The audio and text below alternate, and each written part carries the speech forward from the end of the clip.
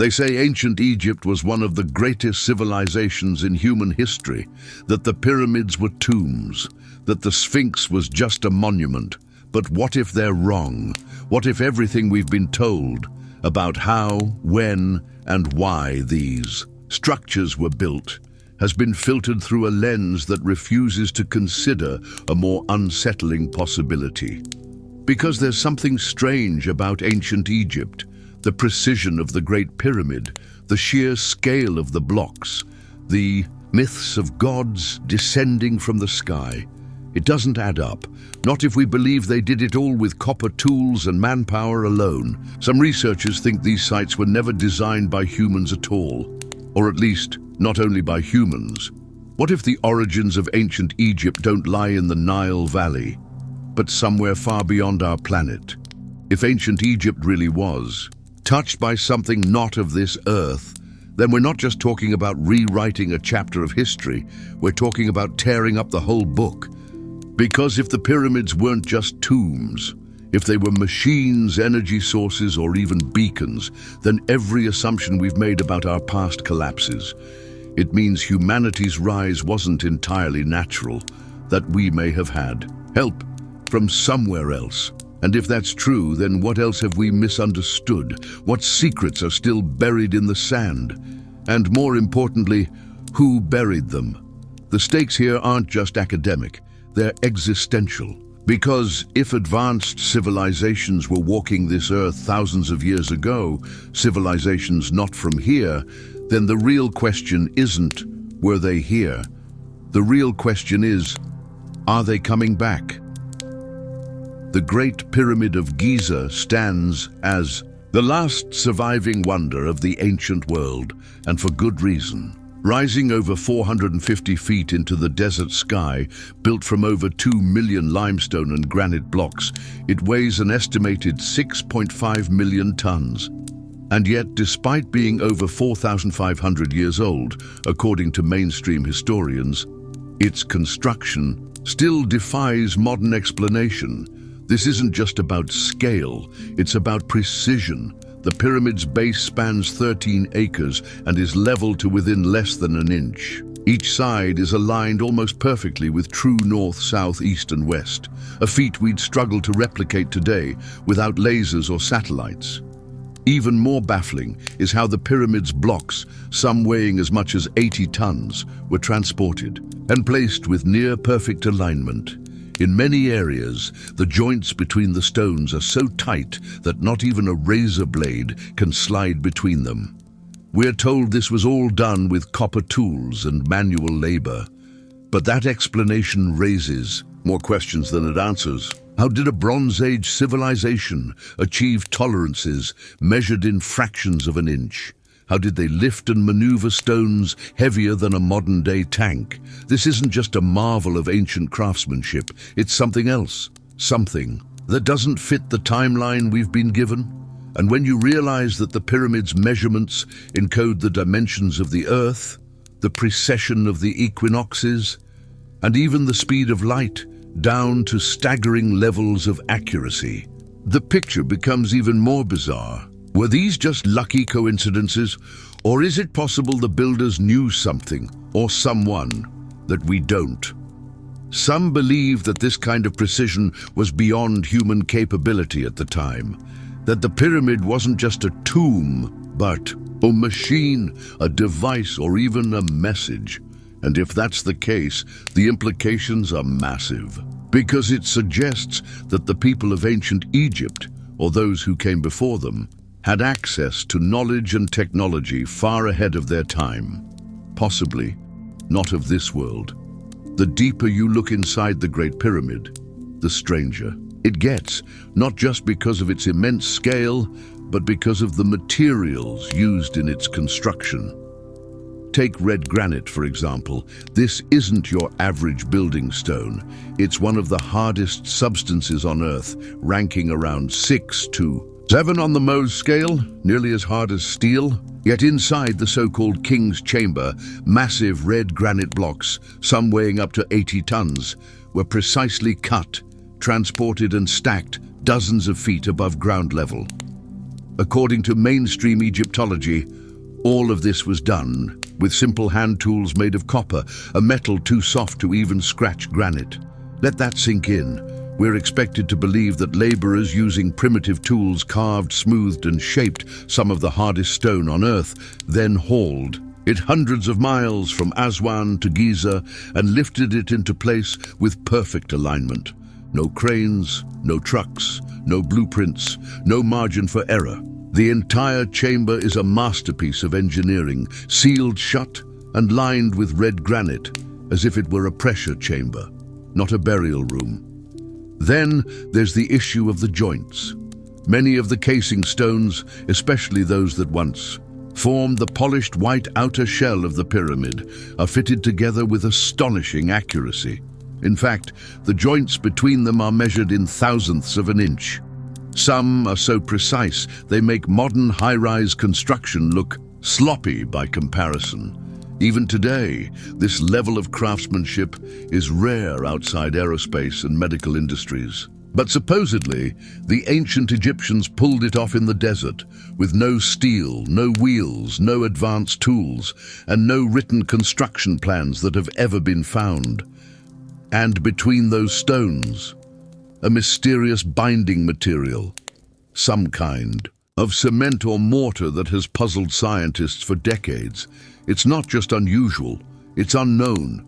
The exact chemical composition of this ancient bonding agent remains a mystery. It's incredibly strong, salt-resistant, and unlike any mortar used in later Egyptian construction. Some researchers suggest it may have been poured or cast in place, raising even more questions. Were the blocks themselves cast with lost high-tech knowledge? Were they prefabricated in ways we don't yet understand? This strange cement has survived thousands of years of erosion, earthquakes, and even deliberate dismantling, which has led some to believe it was engineered specifically for long-term durability. But here's the thing. If the Great Pyramid was just a tomb, why go to such insane lengths to make it last forever? Why use the hardest materials available? Why fuse them with a super adhesive we still can't replicate?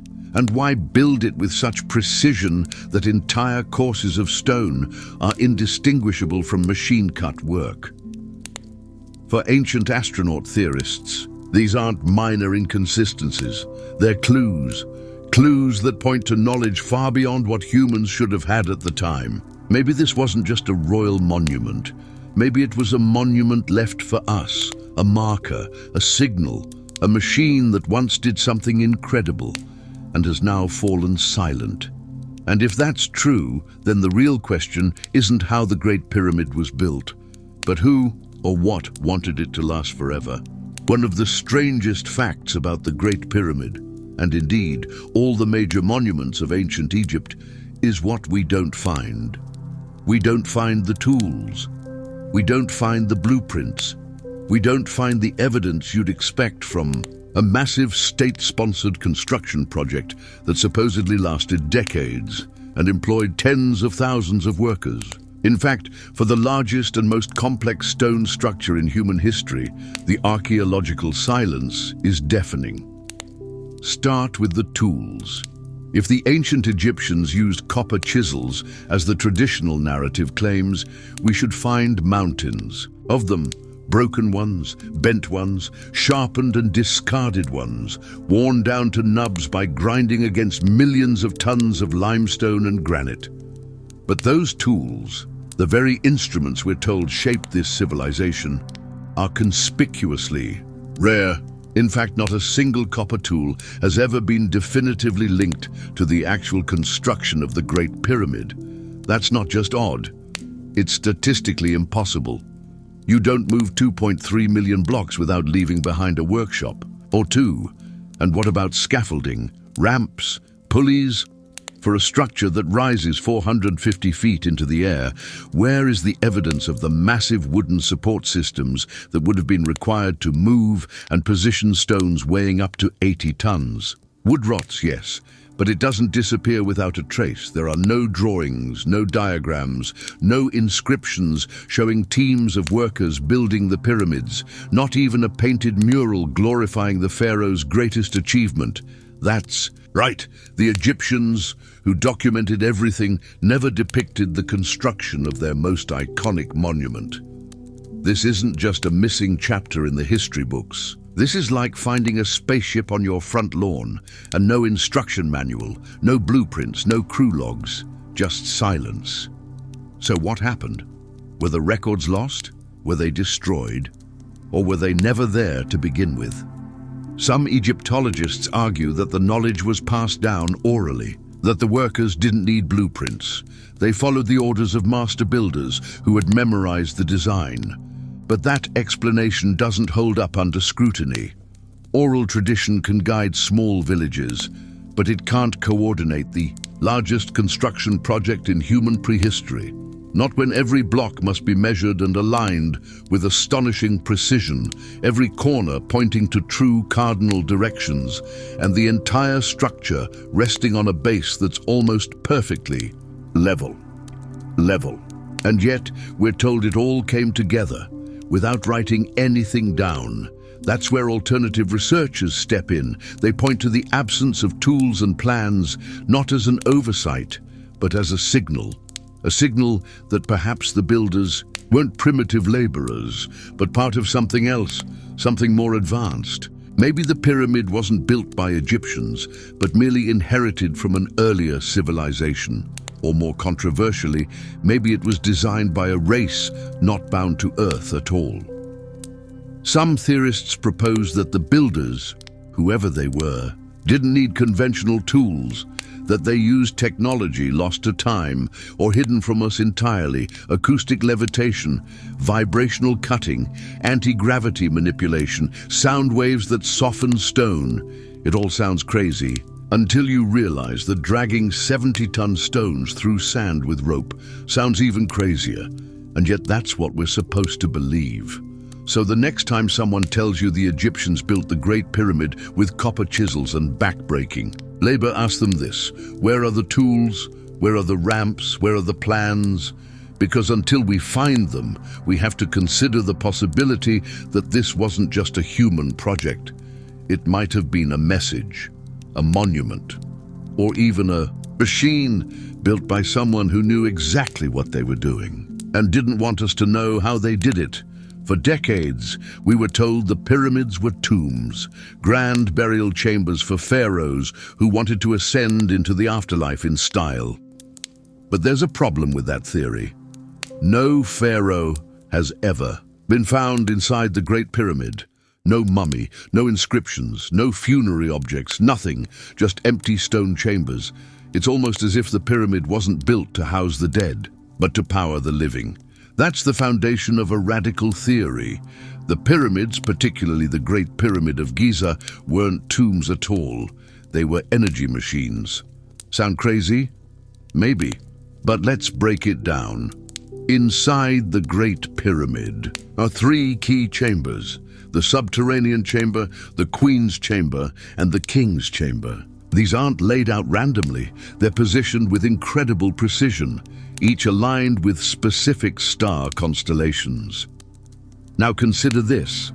In the Queen's chamber, researchers discovered shafts leading from the outside that don't serve any practical ventilation purpose. They're too narrow for humans to pass through, and one of them was sealed by a small limestone door with copper fittings. Why would a symbolic tomb need sealed copper-lined shafts? Why would a burial site be engineered like a pressure vessel? Enter Christopher Dunn, a former aerospace engineer who has spent years analyzing the internal geometry and material composition of the Great Pyramid. His conclusion? The pyramid was a power plant, a machine engineered to produce and transmit energy, possibly wireless energy, across long distances. Dunn theorizes that the Queen's chamber acted as a chemical reaction chamber. According to his model, two chemicals, hydrated zinc and hydrochloric acid, were funneled through those mysterious shafts into the chamber where they reacted to produce hydrogen gas. The hydrogen would then rise through the Grand Gallery, the pyramid's long, steep passageway, and enter the king's chamber, a room constructed entirely of red granite, known to be piezoelectric. When subjected to vibration, granite can generate electrical energy.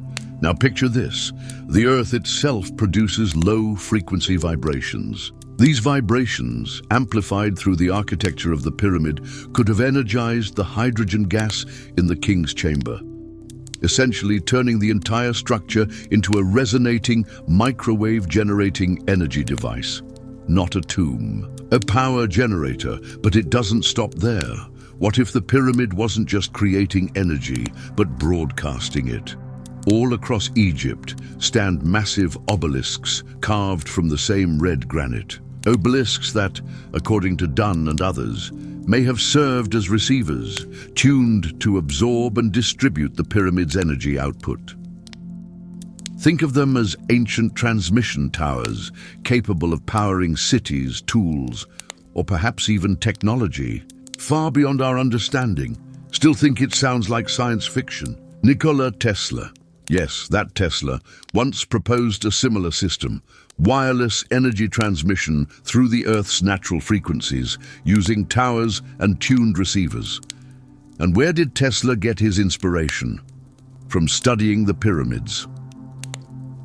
Of course, mainstream archaeologists dismiss all this as fantasy. They argue there's no hard evidence the pyramid was ever used to generate power. But here's the truth: no one knows what the Great Pyramid was really for. And when the so-called tomb contains no burial artifacts, when its internal layout resembles an industrial machine more than a mausoleum, and when the materials used mirror those found in electrical systems, you have to ask, was this the final resting place of a dead king? Or was it the beating heart of something far more advanced? Because if this theory is even partially true, then the Great Pyramid isn't just a mystery of the ancient world. It's a lost key to a kind of energy we've barely begun to understand. And it suggests that whoever built it wasn't just building for themselves, they were building for the future. If the pyramids were simply tombs, as we've been told, then why are we finding components that look suspiciously like pieces of electrical hardware? One of the most compelling anomalies inside the Great Pyramid is the presence of copper fittings. Not just random bits of metal, but engineered elements embedded into limestone blocks. These aren't decorative. They serve no symbolic or aesthetic function. They look like connectors, like grounding elements, like someone tried to build an electrical system in stone. The discovery of these fittings goes back to explorations of the so-called air shafts, narrow, perfectly cut tunnels extending from the Queen's chamber to the exterior of the pyramid. For decades, Egyptologists believed they were ventilation ducts. But that theory collapsed when robotic probes revealed that several of the shafts were sealed off, blocked by small limestone doors with metal handles. Ventilation shafts with doors and metal components? That's not just unusual, it's unexplainable within the framework of conventional tomb architecture. Even stranger are the red ochre markings found near these shafts, symbols and lines that some researchers believe resemble electrical circuit diagrams. To mainstream archaeologists, these are dismissed as quarry marks or guidelines left by workers, but to engineers and alternative researchers, they're something else entirely. Christopher Dunn and others have suggested these might be schematic, blueprints, instructions for how the shafts, chambers, and materials were supposed to interact. In other words, the internal anatomy of the pyramid might not have been spiritual. It might have been functional. Think about what that means. We have red granite in resonance chambers. We have limestone, one of the best insulators on the planet. We have copper, a natural conductor. And now we have symbols that seem to point to energy manipulation. If you were trying to build a primitive electrical system using available materials thousands of years ago, this is exactly how you'd do it. But here's the kicker. No other pyramid has these features. The Great Pyramid is unique. It's the only one with precision-carved shafts, sealed blockages, and embedded copper components. It's also the only one built on a limestone bedrock situated directly over a subterranean aquifer, a flowing water source known to generate piezoelectric energy. Coincidence? Or part of the design? The presence of copper fittings raises serious questions. Who put them there? Why do they exist in a structure that supposedly predates the discovery of electricity by millennia? And why would a symbolic tomb need electrical components at all? Ancient astronaut theorists argue that these aren't just strange leftovers. They're remnants of a forgotten technology. A technology that may have powered the pyramid, interacted with the Earth's natural energy grid, or even served as part of a communication system, possibly one that reached far beyond this planet. When you combine engineered copper, electromagnetic materials, and unexplained schematics inside a megalithic structure that shows no signs of being a tomb, you're not looking at burial architecture anymore, you're looking at a machine. And that begs a bigger question. What kind of civilization was capable of building such a machine? And where did they get the knowledge to do it? In 1872, a British engineer named Wayneman Dixon discovered something strange inside the Great Pyramid. A narrow tunnel, perfectly cut, extending outward from what is now called the Queen's Chamber. At first, it was assumed to be a simple ventilation shaft.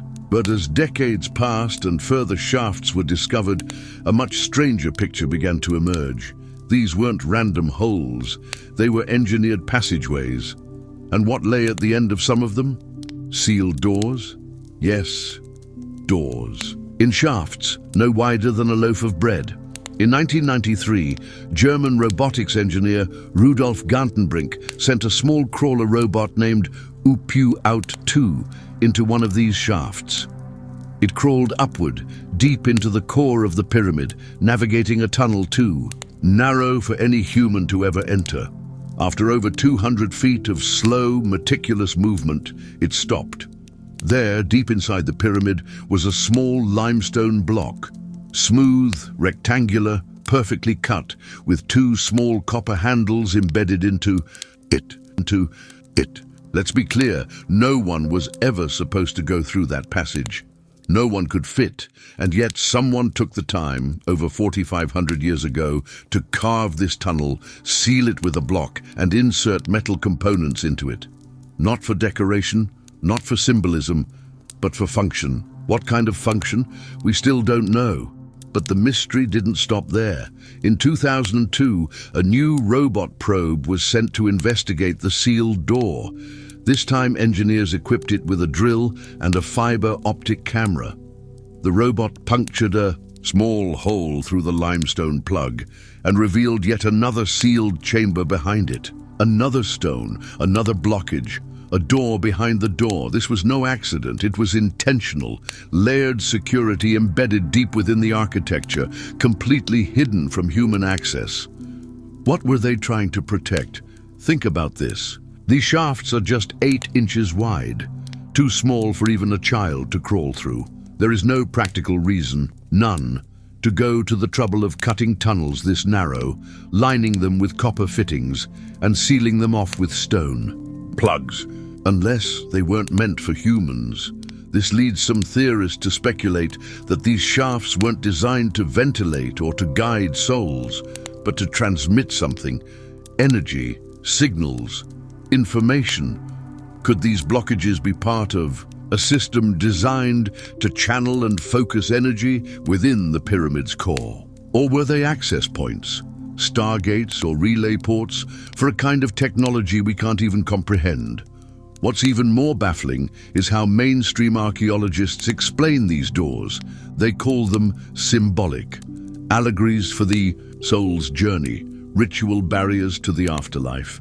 But here's the thing, symbols don't require copper handles, symbols don't require architectural precision, and symbols certainly don't require being sealed behind multiple layers of Stone, what if the builders were trying to tell us something? Or worse, trying to hide something? These sealed doors remain one of the most ignored anomalies in Egyptology, but to those paying attention, they might be the most important, because hidden behind those blocks may not be just more empty chambers, but the last surviving pieces of a lost technology, one that could connect ancient Egypt not just to its own mythology, but to an extraterrestrial origin story we're only beginning to understand. The Great Pyramid is often portrayed as a known quantity, studied, measured, and mapped in, a full. But the truth is far stranger. Even today, much of its internal structure remains unexplored. Many passages are too narrow, too steep, or too dangerous for human entry. That's why, in the last few decades, researchers have turned to something unexpected: robots. And what these machines have discovered is nothing short of incredible. In 2011, a team of scientists working in coordination with the Egyptian government and Leeds University in the UK deployed a new generation of robotic explorer. This wasn't the bulky crawler of the 90s. This was a compact, highly maneuverable probe equipped with a micro-snake camera, a device barely thicker than a pencil, designed to slip through tiny openings and record high-definition video from deep inside ancient stonework.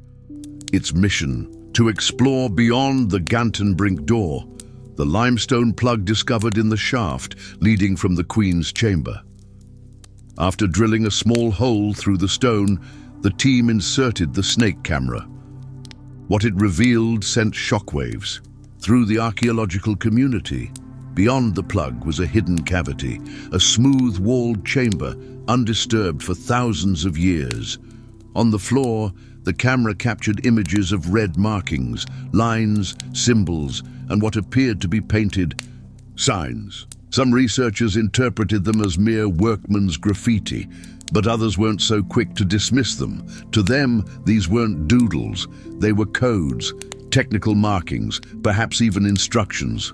And the copper fittings on the back of the door, one of them appeared corroded, suggesting it once carried current or something flowing through it. Mainstream Egyptology offered few explanations. They called the markings symbolic, the fittings decorative. But for engineers like Christopher Dunn and alternative theorists around the world, this was confirmation. Confirmation that these shafts were part of a design system, not a symbolic passageway for a spirit, but a functional channel built for a purpose. And the camera's feed didn't stop at the walls. Further scans hinted at yet another chamber, beyond the sealed room. A third layer, more blockage, more secrecy. That's 3 rooms, buried deep inside the most famous monument on Earth, none of which are accessible by human hands. Why so many sealed spaces? What's in them that can't be seen? Or more importantly, shouldn't be seen? But this isn't just about one shaft.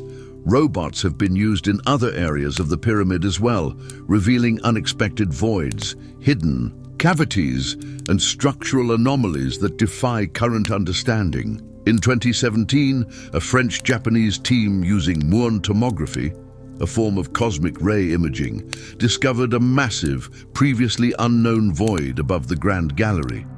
A space at least 100 feet long, untouched by tomb robbers or explorers. No one knows what's inside, and so far no one has been allowed to investigate further, which raises a troubling question: what's being kept from us? We now have multiple sealed doors lined with copper, chambers that defy traditional purpose, hidden spaces with no explanation, energy-sensitive materials embedded in the architecture, and robots, the only explorers small enough to enter. These forbidden zones, consistently revealing more secrets, secrets that no one seems eager to share. What if the most advanced technology of the ancient world isn't buried in the sand, but still sealed inside the pyramid itself? And what if those who built it never intended for us to find it until we were ready?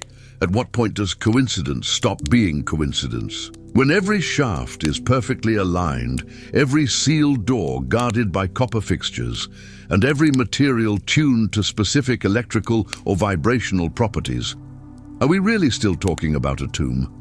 Or are we staring at a machine designed for something far more advanced and far less human? One of the boldest theories circulating among alternative researchers is that the Great Pyramid wasn't just an energy generator. It may have also functioned as a stargate. That's right, a literal portal device, a means of transferring matter or consciousness across dimensions or even across galaxies. Sound like science fiction? Maybe, but the clues are embedded in the structure itself, if you know where to look. Let's start with the shafts.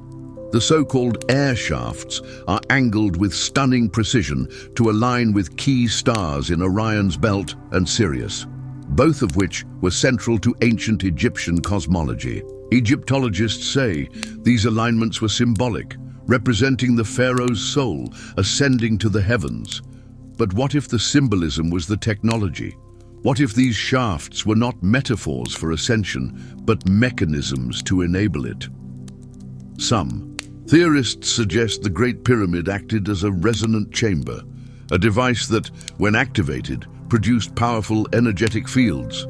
Through the use of sound, vibration, and electromagnetic resonance, it could have altered the very fabric of space-time within its chambers. The Queen's and King's chambers may not have been rooms at all. They may have been tuning nodes. The Grand Gallery, a waveguide, the shafts, alignment beams or data channels, all of it perfectly synchronized. This is where the idea of a stargate comes in. In modern theoretical physics, wormholes or Einstein-Rosen bridges are plausible pathways through space-time. And in fringe theory circles, certain materials and geometries are believed to create localized distortions in physical space. The Great Pyramid, built at the exact center of Earth's landmass, made from magnetically sensitive materials and aligned with cosmic precision, starts to look less like a monument and more like a device. In ancient Egyptian texts, references to the Duat, the realm of the gods, describe a place of light, sound, and transformation. Pharaohs were said to travel there after death, not metaphorically but physically. The star of the soul was their destination. They didn't just die, they ascended. Could this be the earliest recorded description of dimensional travel? Then, there's the Osiris myth, the god of the underworld who was dismembered, reassembled, and reborn. Osiris wasn't buried in a tomb. He was placed in a box, a black box, sealed, submerged, and said to consume his physical body. What does that sound like? To some, it sounds eerily like teleportation, dematerialization, transmutation. It's a story repeated across ancient cultures. In India, Mesoamerica, even Sumeria, gods entering chambers of light and emerging elsewhere. And here's the most disturbing part. If this Stargate theory holds even a kernel of truth, then we may be standing on the remains of technology capable of bending the laws of physics. Not a metaphor, not a ritual, a mechanism. And if it was used once, could it be used again? Of course, mainstream science scoffs at this idea, but consider this. 20 years ago, the idea of black holes and gravitational waves were ridiculed. Now, they're Nobel Prize-winning discoveries. What if ancient civilizations, or their teachers, discovered principles we're only now beginning to understand? Because if the pyramids were built to open doors, the real question is, where do those doors lead? In the heart of the Great Pyramid lies the so-called King's Chamber, a cold, granite-lined room housing a lone, lidless stone box. Egyptologists call it a sarcophagus, but there's no mummy, no inscriptions, no signs it was ever used for burial. So what was it for? For decades, this chamber puzzled engineers and researchers alike. Then came a breakthrough theory, one that didn't come from an archaeologist, but from an aerospace engineer named Christopher Dunn. His background wasn't in dead kings, it was in precision engineering. And what he saw in the pyramid wasn't a tomb. He saw a machine. Dunn proposed something radical, that the Great Pyramid operated using chemical reactions, vibration and acoustics to produce hydrogen gas, not just as a byproduct, but as the primary output of an ancient functioning energy system. Here's how it supposedly worked. In the Queen's chamber, two chemicals, hydrated zinc and hydrochloric acid, were pumped into the chamber through the narrow shafts, which acted like delivery tubes. When the chemicals mixed, they reacted violently to release hydrogen gas. That gas then traveled upward through the Grand Gallery and into the King's chamber. Now here's where it gets wild. The King's chamber, constructed entirely of red granite, is piezoelectric, meaning it generates electricity when subjected to pressure or vibration. The resonance frequencies of the Earth, amplified by the pyramid's geometry, could have caused the granite to vibrate, energizing the hydrogen. Once energized, the hydrogen could reach its ionized state effectively, becoming a medium for high-frequency energy, including microwaves. Yes, microwaves. Not from a kitchen appliance, but from the internal structure of an ancient monument. Some theorists suggest that once the hydrogen was fully energized inside the chamber, the pyramid became a broadcasting station. The southern shaft of the King's chamber points directly at a specific star in Orion's belt. The northern shaft aligns with the pole star. These weren't symbolic alignments. They may have functioned as targeting beams, directional energy pathways, like a cosmic transmitter. This brings us to the alien connection. The use of hydrogen, microwaves, and resonant frequencies isn't just theoretical. It mirrors the same principles used in modern satellite communications and directed energy systems. In fact, Nikola Tesla himself explored many of these ideas in his attempt to create wireless energy networks. And where did Tesla claim to find inspiration? The pyramids of Egypt. If Dunn's theory is correct, even partially, it suggests the Great Pyramid is not only an energy generator, but possibly a form of communication or propulsion device, something capable of sending signals or power to locations on Earth or beyond. And that leads to a truly staggering implication. What if the pyramid was built not for humanity, but by someone else? What if it was a piece of alien technology? A machine left behind by an advanced civilization not native to this planet. Whether extraterrestrial visitors, ancient astronauts, or human-alien hybrids, the builders may have encoded their science in stone, knowing one day we might rediscover the purpose behind their design. Some researchers go further. They believe the hydrogen wasn't just fuel. It was a key, a way to open the energetic function of the pyramid, either to create power, unlock portals, or even interface with advanced craft. Ancient Egyptian texts are filled with references to gods descending in beams of light, traveling through the sky in boats that roared like thunder or blazed like the sun. These weren't metaphors. They may have been descriptions of technologies so advanced they appeared divine. So if the Great Pyramid was built to generate hydrogen, energize it, and broadcast it with microwave precision, then we're looking at a device that mirrors the same systems we've only begun to develop in the last century. Except theirs was bigger, stronger, and still standing. And if the technology was alien in origin, then maybe the pyramid wasn't just designed to send energy outward. Maybe it was waiting to receive something. In the long history of ancient Egypt, a civilization famous for its unwavering devotion to a pantheon of gods, one pharaoh stands out as a total anomaly. His name was Akhenaten, and from the moment he took the throne, everything changed. For over 1,000 years, Egyptians had worshipped dozens of deities: Ra, Osiris, Anubis, Thoth, each with elaborate temples, rituals, and priesthoods. The balance of political and spiritual power was tightly controlled by this divine hierarchy, But in the 14th century BC, Akhenaten shattered that system. He abolished Egypt's centuries-old religion. He closed temples, defunded the priesthood, and erased the names of other gods from public monuments. In their place, he elevated a single deity, Aten, the sun disk. But this wasn't just sun worship. Aten wasn't the physical sun, as Ra had been.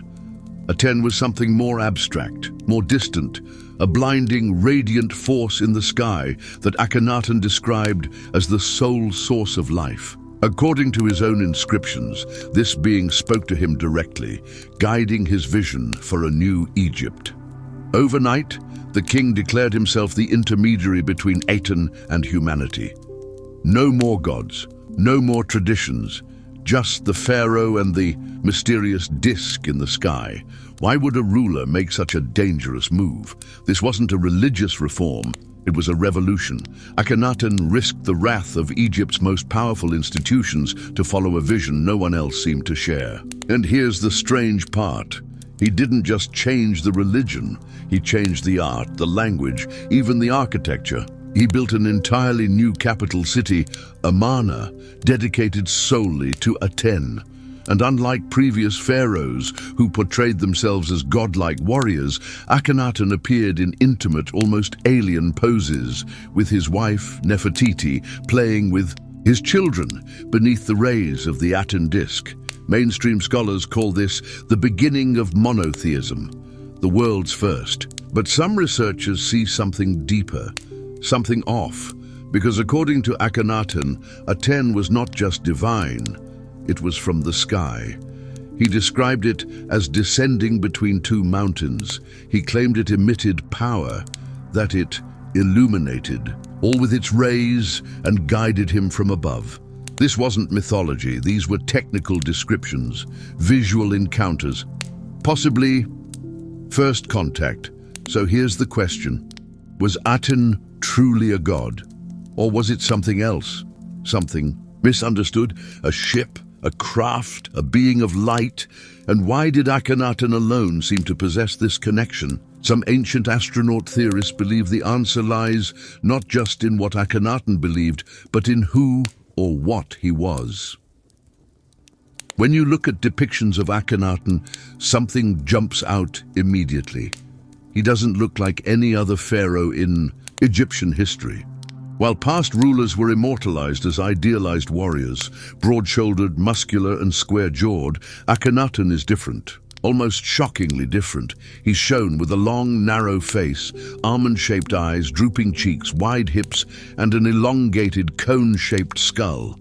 His jaw tapers into a point, his limbs are spindly, his chest appears sunken, and his stomach soft, rounded, almost feminine. Mainstream Egyptologists have long struggled to explain this radical shift in royal art. Some call it artistic expression, a symbolic style to distinguish Akhenaten's new religion. Others have proposed a list of potential medical conditions: Marfan syndrome, Froelich syndrome, Klinefelter syndrome. But there's a problem with all of these theories. None of them explain the intentionality. Because these weren't random exaggerations, they were consistent, repeated, and deliberate portrayals across temples, statues, and wall carvings over 2 decades. Even stranger, the distortions didn't stop with Akhenaten himself. His wife, Queen Nefertiti, famed for her beauty, was also depicted with a highly elongated skull and unusual proportions. So were their 6 daughters. Elongated heads, narrow limbs, large almond eyes. In image after image, the entire royal family was rendered with the same bizarre features. Was it just a family of medical anomalies? Or were the artists showing us something real? Some researchers argue this was no stylistic phase. These weren't metaphors or religious statements. They were literal depictions, showing us exactly what Akhenaten and his bloodline looked like. And if that's true, the implications are stunning, because the shape of Akhenaten's skull isn't just unusual, it's anatomically abnormal. It doesn't look like something caused by disease or deformity. It looks designed sculpted, engineered. His cranium appears to be longer, not just stylistically, but in terms of actual skeletal proportions. This isn't something you'd achieve with head binding, the ancient practice of cranial shaping used by other cultures. Head binding changes shape, but not volume. Yet Akhenaten's skull appears to have increased cranial capacity. That's not just rare, it's unprecedented. In modern forensic anthropology, skull elongation of that magnitude, without evidence of artificial deformation, points to something entirely outside normal human development. Could Akhenaten have been a genetic outlier, a hybrid, a product of DNA that included traits not found in Homo sapiens? Ancient astronaut theorists believe so. They point to Akhenaten's own writings, his belief that he was born of Aten, chosen not just as a prophet, but as a direct descendant of this celestial being. He claimed to speak with Aten, to carry out its will. He wasn't just worshipping a sun disk, he was acting under its command.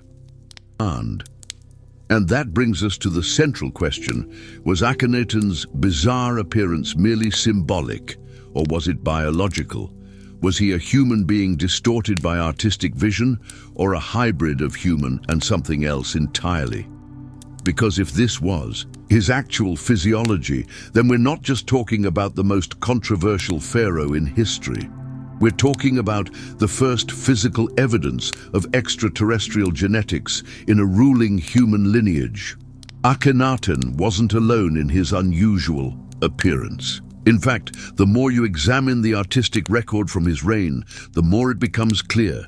His entire bloodline was depicted with the same strange traits. Queen Nefertiti, his consort and co-ruler, widely regarded as one of the most beautiful women in ancient art, is shown not just with graceful features, but with an impossibly long, slender skull. So are their daughters. In temple reliefs and stelae throughout Amarna, the whole family appears almost alien. This is important, because in ancient Egypt, royal portraiture wasn't casual or experimental. It followed strict symbolic guidelines. Pharaohs had to be shown in a divine, idealized form, powerful, perfect, godlike. So for Akhenaten to abandon those standards and depict his wife and children with identical abnormal features wasn't just a personal choice. It was a statement, a proclamation of bloodline, a lineage that was different, and he wanted everyone to see it. These images show children with dramatically sloped foreheads, narrow faces, elongated heads, and even abnormal body proportions. Short torsos, long limbs, and pronounced stomachs. Again, Egyptologists call this a symbolic break from tradition, a religious aesthetic. But that explanation falls apart under closer scrutiny, because the entire family is depicted this way, consistently, in both statues and carvings that span 2 decades. And there's no precedent for it in earlier or later Egyptian art. What's more, the genetic anomaly doesn't seem to stop with just Akhenaten's nuclear family. His son, who would go on to become the legendary Tutankhamun, also had physical abnormalities. CT scans of his mummified remains revealed a slightly elongated skull, a narrow frame, and other unusual features. While modern studies attribute many of Tutankhamun's deformities to inbreeding, the pattern is clear. This royal line was visibly different, and these differences weren't hidden. They were celebrated, displayed, immortalized in stone. So, what are we really seeing here? Some researchers argued that this wasn't just a family of monarchs, it was a genetic experiment, a bloodline designed to carry forward something non-human. A hybrid lineage, seeded by external forces, possibly extraterrestrial, and maintained through selective breeding and ritual authority. Akhenaten's claim to divine connection wasn't metaphorical. It was literal. He wasn't pretending to be descended from the gods. He believed he was, and his body, and those of his children, reflected that origin. But it gets even weirder. In some carvings, Akhenaten is shown with strange symbols emerging from the A10 disc, tiny arms, or beams of light each ending in a hand. Some of them even reach down to touch his crown or offer Ankh symbols, the Egyptian sign of life, directly to his face.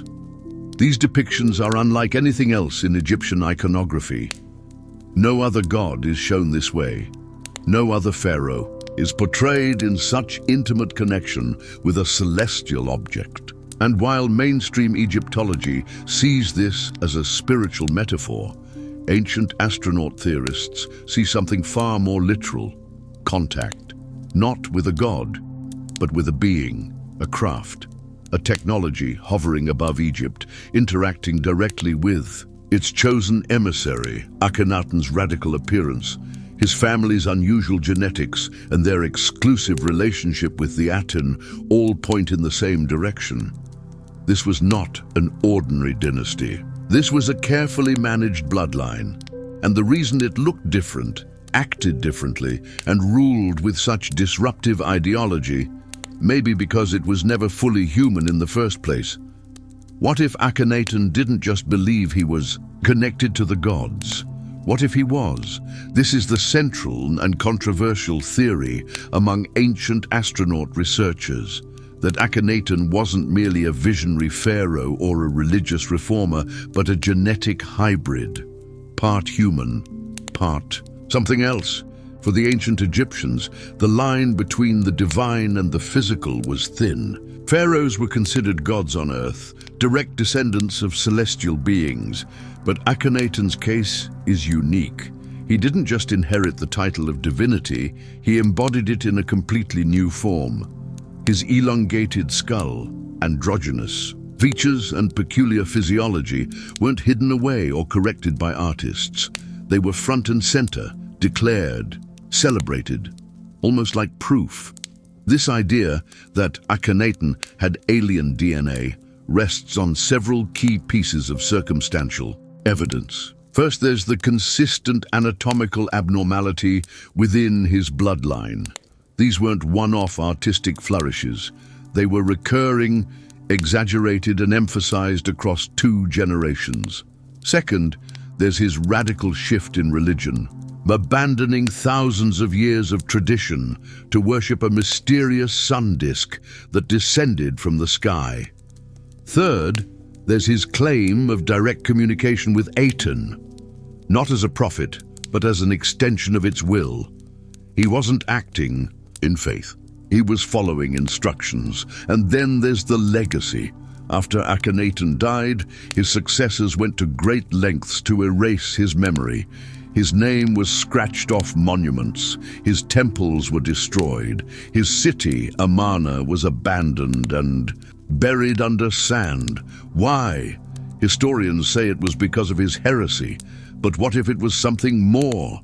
What if the priesthood and ruling class feared what he represented? That he wasn't just a heretic.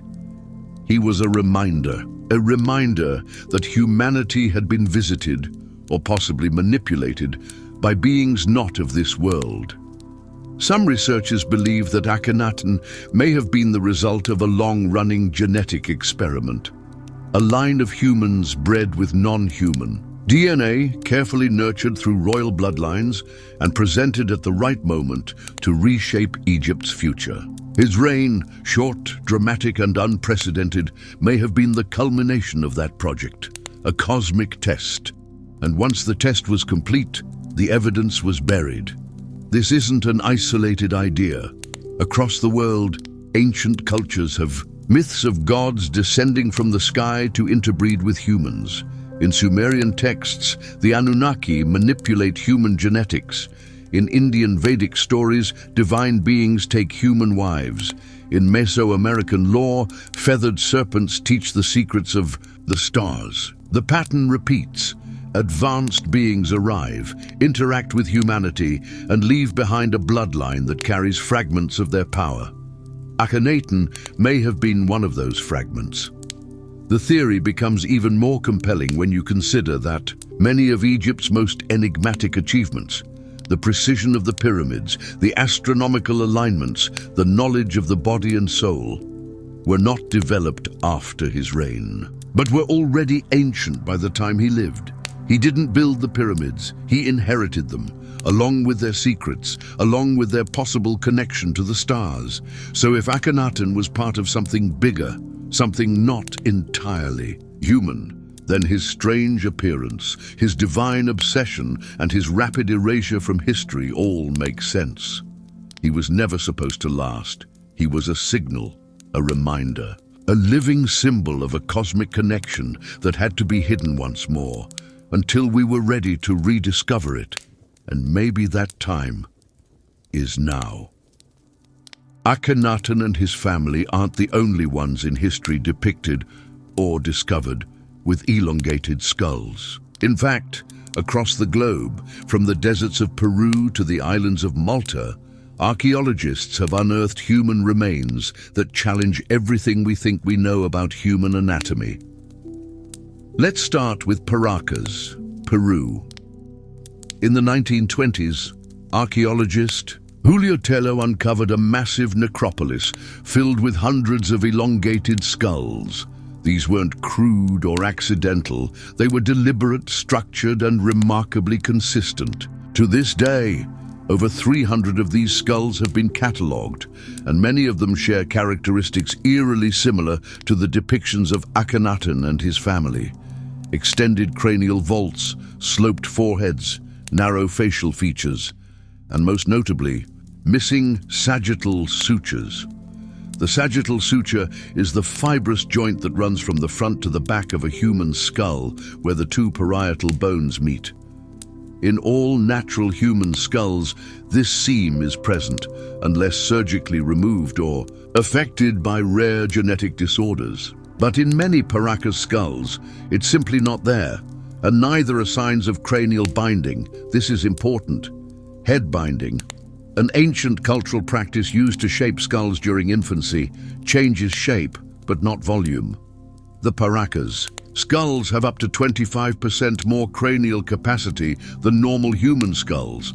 That's not just strange, that's biologically impossible, if they're human. The same anomaly appears in Malta, where megalithic temples over 5,000 years old have yielded skulls with pronounced elongation, absent sutures, and cranial features unlike any modern population. Many of these skulls were hidden from public view for decades, quietly removed from museum displays, stored in basement archives, and largely erased from academic literature. Why? The official explanation is predictable: deformities, anomalies, binding. But the problem is the consistency. Across thousands of miles and centuries of time, we see the same cranial features appear in elite burials, priestly castes, and royal families. From ancient Egypt to the highlands of Peru, from Mesopotamia to the Pacific Islands, elongated skulls appear again and again in the context of power, ritual, and divine connection. Even in Sumerian and Babylonian texts, the gods are depicted with tall, narrow heads and cone-like helmets. In Bolivia, near Lake Titicaca, pre-Inca skulls show the same vertical cranial shape. In Siberia, Neolithic remains with unusual skull proportions have been found buried in ceremonial sites. Coincidence? Or the genetic fingerprint of something? Or someone else? Ancient astronaut theorists believe these skulls are not evidence of deformity, but of design. That they represent a long-lost lineage of hybrid beings, created through direct interaction between ancient humans and extraterrestrial visitors. Akhenaten, in this view, wasn't an isolated anomaly. He was part of a larger network, a global experiment, a caretaker of knowledge far older than Egypt itself. And there's one more detail worth noting.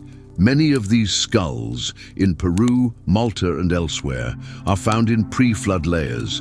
That is, they predate major known cataclysms, like the Younger Dryas impact. Which means this isn't just a forgotten race. It could be a pre-human civilization, one that vanished, or perhaps went underground, literally or metaphorically. So when we look back at Akhenaten, at his radical transformation of Egypt, his obsession with a sky-born deity, his unearthly appearance and lineage, we should ask ourselves, was he a rebel or a remnant? A glimpse into a chapter of human history that's been carefully hidden, not by time, but by design. Because if these skulls tell a story repeated on stone walls, in sacred texts, and in the shape of bones buried in the earth, then the truth is bigger than any one king. It's global, it's ancient, and it may be extraterrestrial. For centuries, the great Sphinx of Giza lay half buried in sand, only its enigmatic face staring out over the desert, its body hidden, forgotten. Most who passed by assumed that was all there was, a lonely head carved from bedrock, half lost to time. But in 1817, early excavations began to reveal something extraordinary. The Sphinx wasn't just a head, it was a colossal lion-bodied figure, 240 feet long, the largest monolithic statue in the world. And between its outstretched paws lay a flat stone monument, a slab known as the Dream Stele. This stele, inscribed with lines of hieroglyphs weathered by centuries of desert wind, tells a story that defies conventional history. It speaks of a young prince, Thutmose IV, who would one day become pharaoh, but not through normal succession. According to the text, the prince fell asleep at the foot of the Sphinx while on a hunting expedition. In his dream, the Sphinx, buried up to its neck in sand, spoke to him. It told him that if he cleared away the sand and restored the monument, he would become king of Egypt. This wasn't a prophecy, it was a bargain, and it came true. Thutmose IV was not the eldest son of the reigning pharaoh. He wasn't next in line. But after uncovering the Sphinx and erecting the Dream Stele to commemorate the encounter, he did rise to power, just as the vision had promised. Why does this matter? Because in the ancient world, dreams weren't just dreams. They were messages, communications from the gods, or perhaps from something pretending to be a god. The Sphinx's prophecy didn't just change the fate of a prince, it altered the course of Egyptian history. And if the stele is to be believed, the Sphinx wasn't just a monument. It was sentient. It had a voice, a purpose, and a mysterious link to Egypt's future. But what exactly was the Sphinx? Mainstream Egyptologists attribute it to Pharaoh Khafre, dating it to around 2500 BC, but even that's debated. There are no inscriptions on the Sphinx itself, identifying who built it, when or why. And erosion patterns on the body suggest it may be thousands of years older, carved not in a time of desert, but during a period of heavy rainfall, long before dynastic Egypt began. So here's what we know. A buried monument speaks to a sleeping prince. A royal prophecy is fulfilled. And a stele is left behind that records an encounter between human and what? A god, a machine, a transmitter, because if the Sphinx really spoke, then we must ask who or what was doing the talking. The Great Sphinx has always exuded an aura of mystery, its human head atop a lion's body, its silent gaze locked on the eastern horizon, and its location just steps away from the Great Pyramids. Everything about it feels deliberate, symbolic, or technological. But what if the Sphinx is more than just a statue? What if it was designed to do more than simply look imposing? What if it was, and still is, a guardian, a relay, or even a transmitter of knowledge not meant for ordinary humans? Ancient Egyptian texts describe the Sphinx in cryptic terms, often as a watcher, a protector of sacred truth, or a sentinel between worlds. Its positioning directly faces the rising sun, locked into solar alignment, and many have pointed out that its paws form a kind of gateway, a threshold. But to what? Theories abound, but one recurring idea from ancient astronaut researchers is that the Sphinx marks the entry point to a subterranean network, chambers, tunnels, and vaults said to hold not only Egypt's most sacred relics, but advanced knowledge. knowledge that may not have originated on this planet. In the 1990s, seismic surveys conducted by researchers including John Anthony West and geophysicist Thomas Dobecki revealed the existence of anomalous cavities beneath the Sphinx. Rectangular hollows located directly under its pores and along its body. These weren't random cracks or natural caves. They were symmetrical, artificial, as if something had been placed there. A vault, a chamber, a storage unit. Some referred to it as the Hall of Records. A legendary repository said to contain the lost history of Atlantis, or the true origins of mankind. But despite public interest, Egyptian authorities never permitted full excavation. The reasons vague, bureaucratic, dismissive, as if someone didn't want those chambers disturbed. Now consider this. If the Sphinx is thousands of years older than mainstream historians claim, as erosion patterns seem to suggest, then it could predate the very civilization that supposedly built it. In that case, it wasn't constructed by Egyptians. It was inherited, preserved, buried for safekeeping. And why bury it? Why leave only the head exposed? Because guardians don't need to speak. They need only watch and wait. Some theorists propose that the Sphinx may function as a transmitter, either symbolic, like a beacon of ancient truth, or literal, a structure designed to channel or emit frequencies, perhaps activated by environmental conditions or human proximity. When Thutmose IV slept between its paws and received his dream vision, was he just hallucinating from the desert heat? Or was he being contacted, programmed by something inside the Sphinx?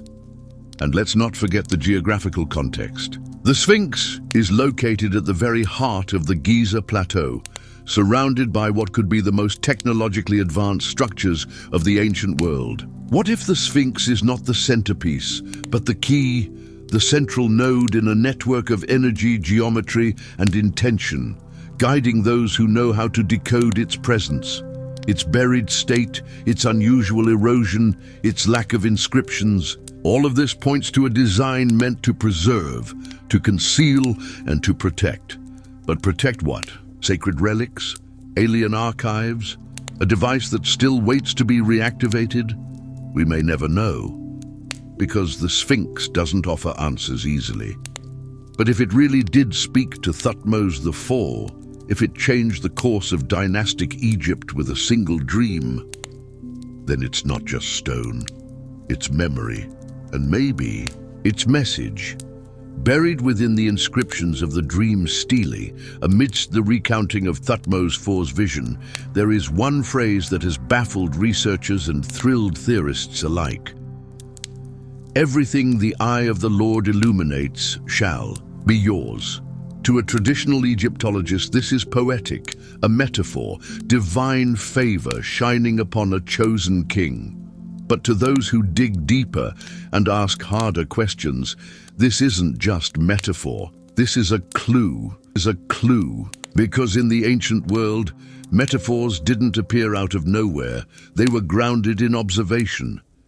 The eye of the Lord. Why an eye? Why illumination? Why the language of light, vision, and possession? Two ancient astronaut theorists. This sounds less like divine poetry and more like technology, specifically a directed beam or scanning mechanism, a device that observes, detects, and responds. Let's break it down. The Sphinx, a monument already suspected to be a transmitter or sentry, speaks to Thutmose in a dream. And not just speaks, it offers a reward, a prophecy triggered by proximity and action.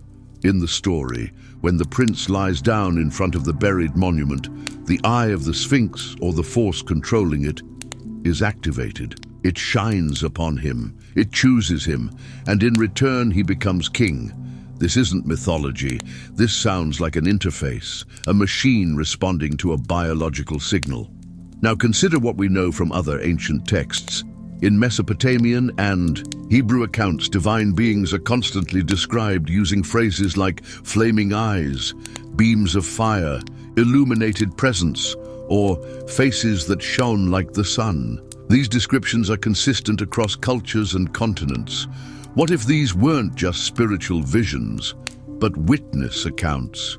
What if the eye of the Lord is a recurring reference to a technological lens, a scanning device, a visual interface used by a non-human intelligence? The flashing eye takes on even more weight when paired with the imagery of the Aten disk, the singular god Akhenaten, later worshipped. The Aten was depicted as a circle in the sky, with beams of light reaching downward, each ending in a human hand offering life, Ankh, to the royal family. It wasn't just worshipped, it was depicted as interactive, a glowing, intelligent force capable of recognizing and empowering individuals. Sound familiar? Now imagine this.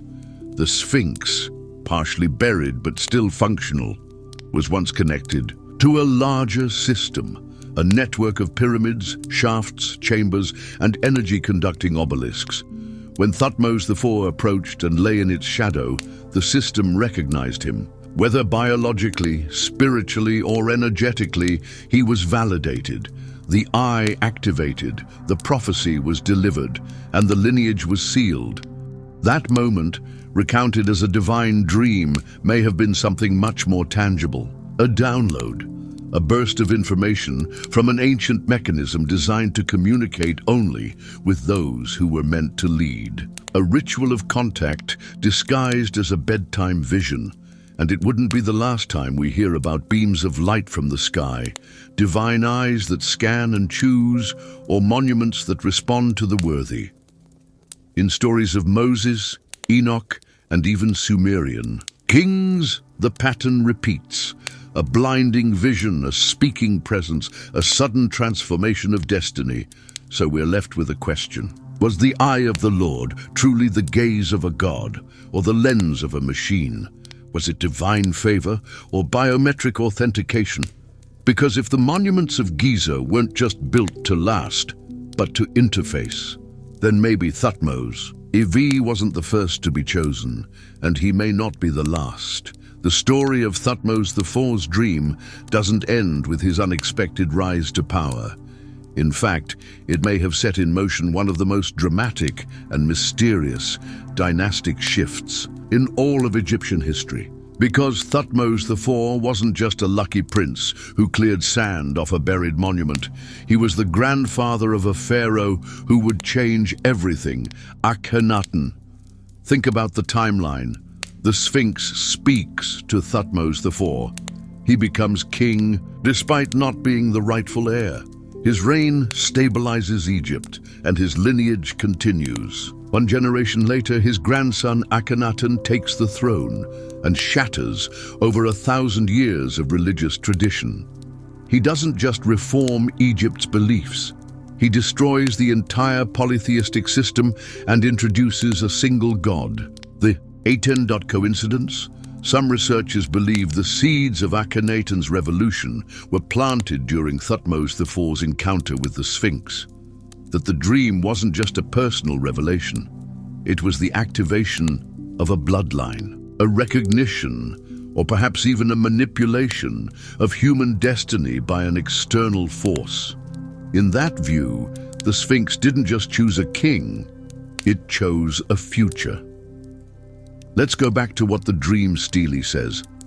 Everything the eye of the Lord illuminates shall be yours. It's not just a reward, it's a transmission of authority, a covenant. And it echoes eerily through Akhenaten's later claims, that the Aten communicated with him directly, that he was born of the Aten's will, and that he alone understood its message. The linguistic pattern is too tight to ignore. A being of light, a divine vision, a chosen ruler, twice in a single bloodline, and it doesn't stop there. Akhenaten's revolution wasn't just theological, it was iconographic. He completely altered the way Egypt depicted its rulers and gods. Gone were the square-jawed warrior pharaohs. In their place, elongated heads, narrow faces, spindly limbs, physical traits Akhenaten, Nefertiti, and their daughters all shared. The new visual language wasn't just art, it was a declaration. We are not like the others. Is it possible that Thutmose IV's dream didn't just foretell a kingship, but mark the beginning of a genetic divergence? That the Sphinx, or what lies beneath it, initiated a change in the royal line, not just in policy, but in biology? Some ancient astronaut theorists suggest that the moment of contact encoded a frequency or signal into the Thutmoside bloodline. That over the next 2 generations, it expressed itself physically, mentally, and spiritually in Akhenaten. And what did Akhenaten do? He built a new capital, Amarna, dedicated solely to the Aten. He cut ties with traditional gods. He created a world within Egypt that revolved around a disk in the sky, a glowing source of life and communication that looked suspiciously like an energy-emitting craft. And he portrayed his family, all of them, as being directly connected to it. So here's the radical idea. The Sphinx didn't just give Thutmose IV a throne. It gave humanity a new experiment, a new lineage, a chance to evolve, or at least to remember something it had forgotten, that ancient monuments are more than stone, that prophecy is more than poetry, and that some dreams are planted. What if the great Sphinx is more than a monument? What if it's not just a guardian of ancient secrets, but an active participant in a larger system, a machine, a node, a transmitter, designed not to be admired, but to interact? For years, researchers have noted how the Sphinx's placement, aligned with the rising sun at the spring equinox, suggests intentional celestial engineering. Its gaze never wavers, always facing due east. But why? What was it watching or waiting for? According to some ancient astronaut theorists, the Sphinx is not an isolated artifact.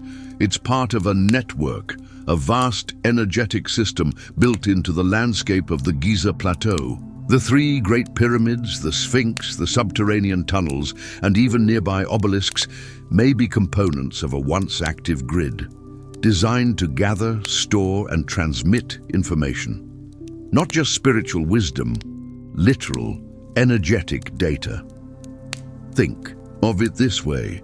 If the Great Pyramid was a power plant, as many now propose, then the Sphinx could be the interface, the user terminal, the face of a machine built to interact with conscious beings. The myths say it speaks, but how? Through dreams, frequencies, encoded symbolism? The idea becomes even more compelling when we consider the legends surrounding the Hall of Records, a hidden chamber beneath the Sphinx, said to contain the history of a lost civilization. Some believe this vault holds not scrolls or statues, but technology, crystal-based storage systems, holographic recorders, or even quantum computing devices designed to awaken only under specific conditions. Some believe those conditions are biological, requiring DNA, energy signatures, or frequencies possessed only by certain individuals, perhaps a bloodline, perhaps someone like Thutmose IV or Akhenaten.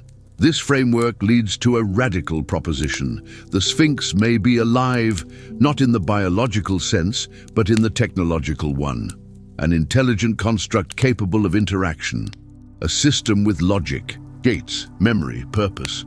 Maybe it once emitted signals across the globe. Maybe it still does. The question is, are we listening? There's precedent for this kind of speculation. Around the world, megalithic sites appear to share geometric codes, energy principles, and alignments with star systems. From Stonehenge to Teotihuacan, from Angkor Wat to Göbekli Tepe, ancient structures speak through math, astronomy, and vibration. Is it possible they were once connected? That the Sphinx was part of a planetary communication system built by an advanced race, human or otherwise, to preserve knowledge, monitor evolution, or perhaps issue warnings. Some believe the Sphinx is still waiting for a moment of alignment, waiting for human consciousness to rise to a level where communication is possible again. In this view, the eye of the Lord isn't just a metaphor or a beam of light. It's a lens, a sensor, a test, and those who persevere like Thutmose IV are rewarded not with dreams, but with destiny. If any of this is true, then the implications are staggering. It means that buried in the sand, right before our eyes, sits an ancient machine, older than dynasties, older than history, still active, still transmitting, still watching. And maybe, just maybe, it's waiting for us to wake up and respond.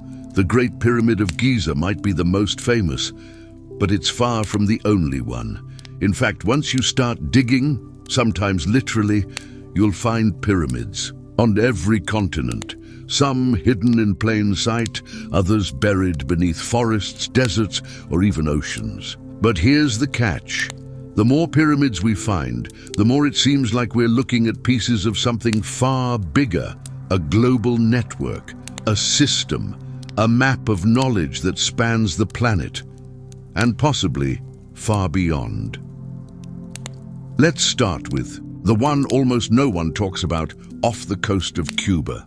In 2001, a team of researchers using sonar to survey the seabed near the Guanahatabibes Peninsula stumbled upon something that shouldn't exist. Over 2,000 feet below the surface, they found what appeared to be massive symmetrical structures, pyramids, not random piles of rock, but stone blocks arranged in a grid-like pattern, aligned geometrically, covering several square miles.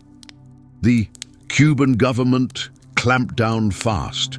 Researchers were denied further access. No follow-up expeditions were sanctioned. And today, the images have vanished into obscurity, dismissed as sonar anomalies by officials. But divers who saw the site firsthand described something else entirely: a city of ruins, columns, roads, pyramidal structures, too deep to be part of any known civilization. Then there's Rock Lake, Wisconsin, hardly a place you'd associate with ancient stone architecture. But in the early 20th century, reports emerged of dark shapes beneath the water. Local legend told of a sunken city built by an unknown people long before European settlers arrived. In the 1990s, sonar imaging and scuba divers confirmed man-made structures lie beneath the lake, including at least 2 pyramids, one of them nicknamed the Temple for its stepped design. And this isn't isolated. In China's Xi'an province, massive pyramid-shaped mounds dominate the landscape, some larger than Egypt's. Government access is restricted. Locals are told they're natural hills despite being geometrically perfect. In Bosnia, archaeologist Semir Osmanagic claims to have found the largest pyramid in the world, over 700 feet tall, buried under what was thought to be a mountain. Mainstream science scoffs, yet radiocarbon dating and thermal scans continue to reveal constructed tunnels and energy emissions from the summit. In Alaska, near Mount McKinley, rumors persist of an underground pyramid discovered via satellite during Cold War surveillance missions. Eyewitnesses, including retired military personnel, allege that the US government not only confirmed its existence, but covered it up. Coincidence or a global pattern? Everywhere we look, from the sands of Egypt to the ice of the Arctic, from Andean jungles to Southeast Asian rainforests, we find pyramids, some stepped, some smooth-sided, some made of limestone, others of granite, basalt, or earth, built across thousands of years by cultures that, we're told, had no contact with each other. So how did this architectural obsession spread across the world? Why does every civilization, separated by oceans, language, and time, build the same form? Could it be instinctual, or is it evidence of something else, a shared inheritance from a forgotten master culture, or even a common instructor? The truth is, the more pyramids we find, the harder it becomes to explain them away as coincidence. They're too numerous, too precise, too similar in geometry, in alignment, in intent. And when they start showing up underwater, in places that would have been dry land before the last ice age, it begs the question, who built them? When? And more importantly, why are we being told they don't exist? The moment you start asking serious questions about pyramids outside Egypt, the story starts to change. Documents disappear, expeditions stall, researchers are silenced or dismissed as fringe lunatics, which raises a question no one in mainstream academia seems willing to answer. Why is there so much resistance to the idea that pyramids are a global phenomenon? In Cuba, sonar scans revealed what could be the ruins of a submerged pyramid complex 2,000 feet below the ocean's surface. Initial excitement from the Canadian research team turned quickly into silence. The Cuban government shut down all further exploration. A visual response, ambiguous, access denied. The raw sonar data never released. Why? If it was just a natural anomaly, why not prove it and move on? In China, multiple Western researchers have tried to examine the giant white pyramid near Xi'an, rumored to dwarf even the Great Pyramid of Giza in scale, but attempts to survey it are consistently blocked. Chinese authorities have sealed off areas with military fencing, classified aerial photos, and prevented ground teams from doing archaeological work. Their public explanation? These are sacred imperial tombs, and they must remain undisturbed. Convenient. Then there's Alaska. In the early 1990s, a broadcast by a reputable Anchorage news station aired a report on a mysterious underground pyramid allegedly discovered by US satellite imaging. Whistleblowers from the military claimed it was buried deep beneath the ice and emitting unexplainable energy signatures. They said the site was classified and actively suppressed. Soon after, the story vanished. The original station denied airing. No follow-up investigations allowed, and the few who tried to push the matter further, silenced by a familiar phrase, national security. In Bosnia, Dr. Semir Osmanagic's work on the so-called Pyramid of the Sun sparked intense global attention, but also violent backlash. International archaeologists tried to discredit his work without ever setting foot at the site. Funding offers disappeared, academic careers were threatened, government officials called for the project to be shut down, even as ground penetrating. Radar and thermal scans revealed tunnel systems, megalithic blocks, and unexplained energy emissions from the pyramid's apex. Let's not forget Egypt either. Despite the world's fascination with the Giza Plateau, countless areas remain off-limits. The Egyptian government, alongside powerful international institutions, tightly controls excavation rights. Independent researchers who challenge the mainstream narrative, like Zahi Hawas's favored timeline, are routinely denied access. Even when advanced technologies like muon scans reveal hidden chambers inside the Great Pyramid, official excavations are delayed indefinitely. Why? What's so dangerous about digging into the past? Some suggest the answer lies in control. If these pyramids are connected, if they're remnants of a lost global civilization, or worse, physical evidence of alien interaction, then everything we've been taught about human history falls apart. Governments and institutions that have built their authority on controlling the narrative of our origins suddenly lose legitimacy. Entire belief systems, religious, academic, political, are threatened. Others believe the suppression is more active, that governments have already discovered some of these truths and are hiding the technologies found within: energy systems, propulsion devices, interdimensional portals. If even one pyramid contains advanced tech from a pre-human or non-human source, it could render modern systems, fossil fuels, telecommunications, even defense, obsolete. That's not just a curiosity, that's global leverage. So the cover-ups begin, funding disappears. Anomalies are reclassified as natural formations. Independent researchers are discredited, and the deeper you dig, the more walls you hit. figuratively, and literally, because maybe the greatest threat isn't what's buried beneath these pyramids, it's what might happen if everyone knew what they were built for and who built them. When you start mapping out the world's pyramids, their locations, alignments, and astronomical correlations, a pattern begins to emerge. A pattern that challenges everything we thought we knew about ancient civilizations, because these structures aren't randomly scattered. They appear on energy lines, near geomagnetic anomalies, and often in mathematical alignment with one another. It's across continents and oceans. It's as if someone or something had designed a global blueprint. Consider this. The Great Pyramid of Giza sits almost exactly at the geographic center of Earth's landmass. Its latitude, 29.979922 deen, matches astonishingly the speed of light in meters per second, 299,792,458. Coincidence or encoded knowledge?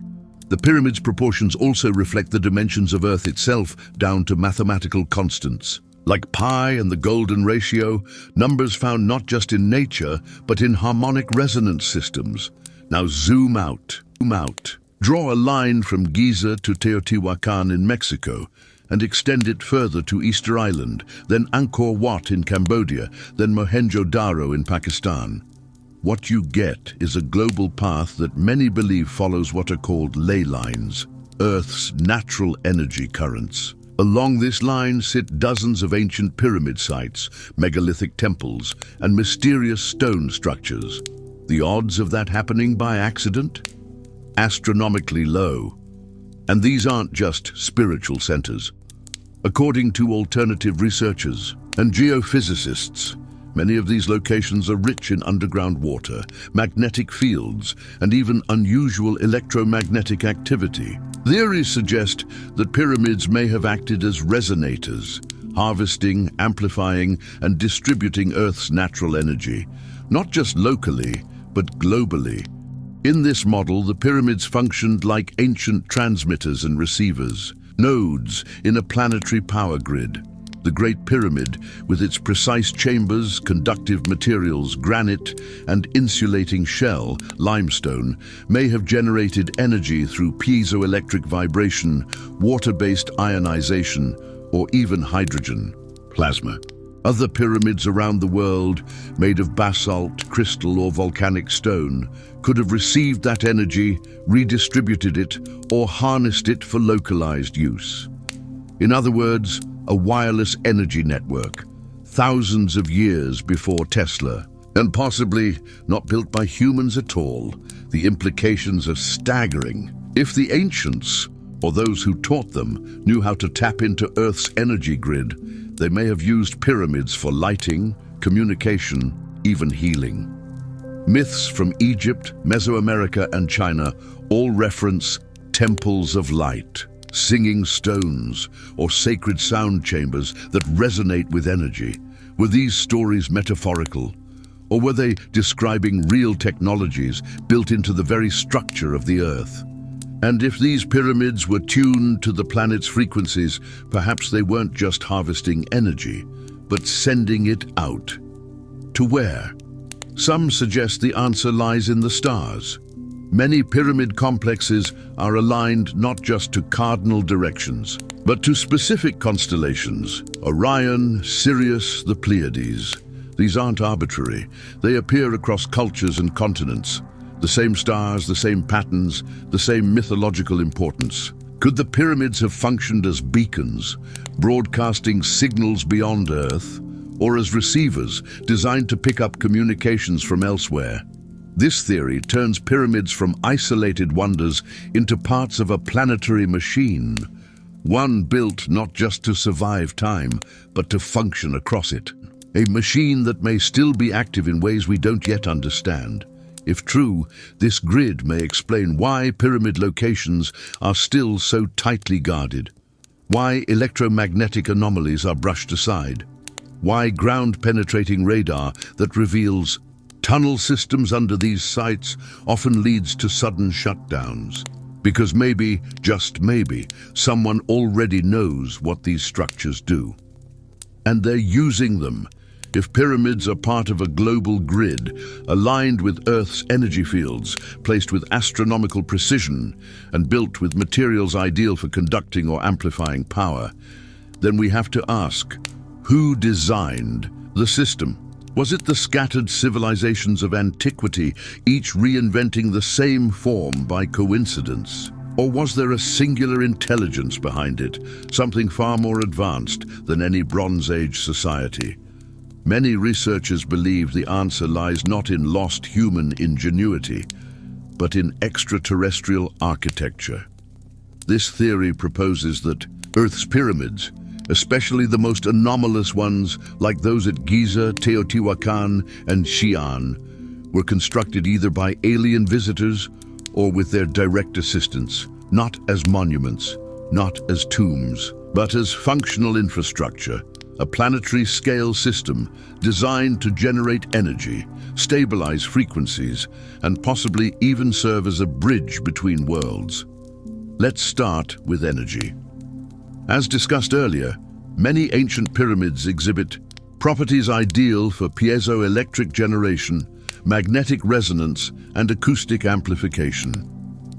If an advanced extraterrestrial species understood how to tap into planetary frequencies or manipulate gravitational fields using vibration, then the Earth itself could become a power source. Pyramids, in this theory, are the catalysts, antennas tuned to the resonant hum of the Earth's core, amplifying it like a speaker or transforming it into usable plasma or wireless electricity. But what if these structures didn't just generate energy? What if they used it? This leads to a far more radical theory that the pyramid network functioned as a teleportation or stargate system. That's right, portals, wormholes, transit hubs. In ancient myths from Egypt to India to Mesoamerica, we find repeated stories of gods descending in beams of light, skyboats, or pillars of flame. In each case, the location is the same: a sacred mountain, a temple, a pyramid. Were these the ancient people's attempt to describe interdimensional gateways? Supporters of this theory point to the unusual design of certain pyramids. Hollow shafts that lead nowhere, stone boxes with no lids, chambers with no discernible purpose, and always no bodies. Despite the narrative that pyramids were tombs, the vast majority have yielded no mummies, no grave goods, no signs of burial. What they have yielded is resonance, the strange acoustic properties of the king's chamber, the unexplained electromagnetic fields above certain summits, the hums and tones recorded in pyramid tunnels. It raises the possibility that these structures were calibrated, not for the dead, but for travel. Theory suggests they might have been able to destabilize localized space-time, allowing matter, or consciousness, to shift dimensions, perhaps even travel between planets. But here's where it gets even more unnerving. What if these pyramids were never built for us? Another theory is that the pyramid grid, still functional, still resonating, is part of a surveillance system, a planetary network used by extraterrestrials to monitor Earth's development.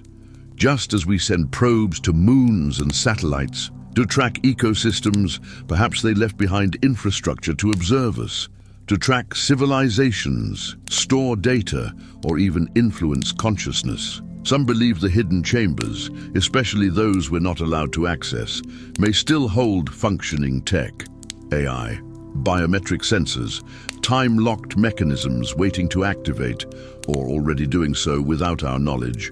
And here's the terrifying implication. Maybe we didn't discover pyramids. Maybe they discovered us, and left behind a system designed to intervene only when certain thresholds are met: technological development, DNA evolution, global frequency alignment. Whatever the trigger is, the system is watching, and it has been for thousands of years. So when governments suppress discoveries, when mainstream scholars dismiss the idea of a global network, or when electromagnetic readings around pyramids are hushed up, ask yourself, is it really about archaeology, or is it about access control to something not of this world? Deep in the heart of Egypt's Valley of the Kings lies the tomb of Pharaoh Ramses VI, one of the most elaborately decorated burial sites in the ancient world. Its ceilings are painted with dazzling astronomical charts. Its walls depict gods, judgment scenes, and the journey of the soul. This is no ordinary tomb. It's a blueprint for ascension, a visual manual for how to die and be reborn, not just in another life, but in another realm. According to mainstream Egyptology, this reflects the Egyptian obsession with the afterlife. But what if it's more than myth? What if this elaborate death ritual wasn't symbolic, but technical? The Egyptians believed that death was only the beginning, that the soul, or more accurately, the Ka, Ba, and Akh, would separate from the body and journey through a complex underworld known as the Duat. To survive this journey and be reborn among the stars, the body had to be preserved, not just honored, intact. Hence the extreme effort behind mummification, a process so precise it could take over 2 months to complete. Why such intense dedication to preserving the physical shell if the soul was what truly mattered? Because in Egyptian belief, the body was more than a vessel. It was a receiver, a spiritual antenna necessary to re-anchor the soul in the afterlife. But here's where things get strange. The process they used wasn't primitive. It was scientific. Internal organs were carefully removed. The brain extracted through the nose, the body washed in natron salt, a substance with powerful drying and antimicrobial properties. Oils were applied, amulets were embedded, and the entire body was wrapped layer by layer, often with precise placement of magical or metallurgical components. In essence, mummification was engineering, not embalming, a process intended to suspend the body outside of decay, possibly to prepare it for reactivation. Ancient astronaut theorists believe the Egyptians may have been replicating a process they did not invent, but inherited. A process possibly taught to them by visitors from beyond. The goal wasn't preservation for the sake of sentiment. It was preservation for re-entry, for eventual transformation or resurrection, not unlike a stasis chamber. And then there's the location. The Valley of the Kings is not just a cemetery. It's situated on a fault line rich in minerals and underground water. It's a natural conductor, the kind of energy basin. Could the ancient Egyptians have understood this? Did they bury their royalty in a location not just sacred but electrically active? When you stand in the tomb of Ramses VI, surrounded by scenes of celestial boats, gods with animal heads, and ascending human forms, it doesn't feel like a burial site. It feels like a launch pad, a chamber meant to guide or propel a soul into the stars. And here's the kicker. The art doesn't show vague spiritual metaphors. It shows movement through tunnels, gates, portals. It names star systems, particularly Orion and Sirius, said to be the realms where the gods came from and where the dead would return. So was mummification a form of religious practice or a technology for star travel? Was the tomb of Ramses VI a place to rest or a device to send him back to the gods? Modern scientists marvel at the mummification techniques of the ancient Egyptians. Thousands of years later, many of these bodies remain remarkably intact. Skin, hair, even fingerprints preserved against all odds. But here's the unsettling part. We still don't fully understand how they did it. Egypt left behind temple walls covered in myths, prayers, and rituals. They painted entire cosmologies on the ceilings of tombs. But nowhere have archaeologists uncovered a detailed manual explaining the mechanics of mummification. There is no ancient equivalent of How to Prepare a Mummy 101. And yet, by the time of the New Kingdom, the Egyptians were performing this process with surgical precision. Let's be clear, this wasn't crude wrapping. It was science, a complex multi-stage operation requiring anatomical knowledge, chemical awareness, and highly controlled environmental conditions. Internal organs were removed through tiny incisions and stored in canopic jars. The brain, notoriously difficult to extract, was pulled through the nasal cavity. The body was washed with resins, treated with antibacterial oils, and packed with natron, a rare salt mixture with powerful desiccating properties that even modern embalming science has studied. They didn't just preserve flesh. They hardened it against time. Here's the mystery. How did a culture with no microscopes, no chemistry textbooks, and no germ theory master biological preservation to a level modern morticians still find remarkable? Egyptologists say it was trial and error. But trial and error doesn't explain nationwide consistency. It doesn't explain why techniques that should take centuries of refinement appear fully formed during Egypt's golden age, unless they didn't invent it. Unless they were replicating a process they were taught, a formula passed down not through scientific experimentation, but through inheritance, a legacy from an earlier epoch or another species. Ancient astronaut theorists suggest that the Egyptians weren't simply spiritual, they were technological, that their obsession with preserving the body was linked to a deeper, possibly extraterrestrial understanding of the soul-body interface, that to transfer consciousness, to ascend, the physical vessel had to remain intact, not decayed, not damaged, stored, as if waiting for a return. What if the mummification process wasn't just preservation, but activation preparation? Like freezing a body until the right frequency, the right alignment, or the right technology becomes available to wake it up. It's not as far-fetched as it sounds. Cryonics, the modern attempt to freeze human bodies for future revival, is based on the same principle.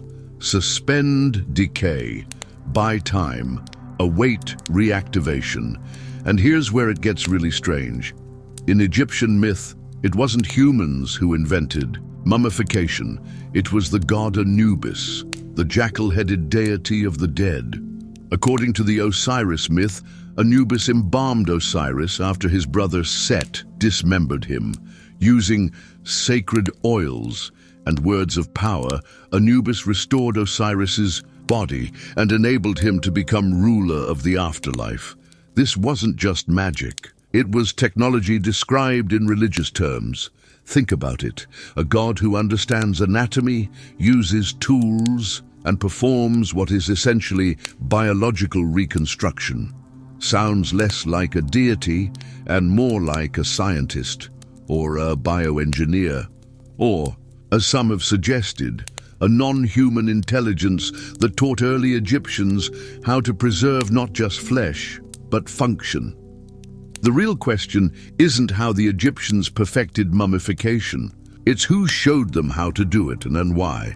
Because this wasn't just about remembering the dead, it was about preparing them for something more.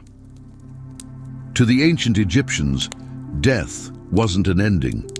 It was a transition, a meticulously structured, spiritually charged passage to the afterlife, overseen by gods who were not just mythic figures, but celestial beings. And among these, one figure looms larger than most in the funerary rites of Egypt: Anubis, the jackal-headed god of embalming and protector of the dead. But the more we study his role, the stranger and more extraterrestrial it starts to seem.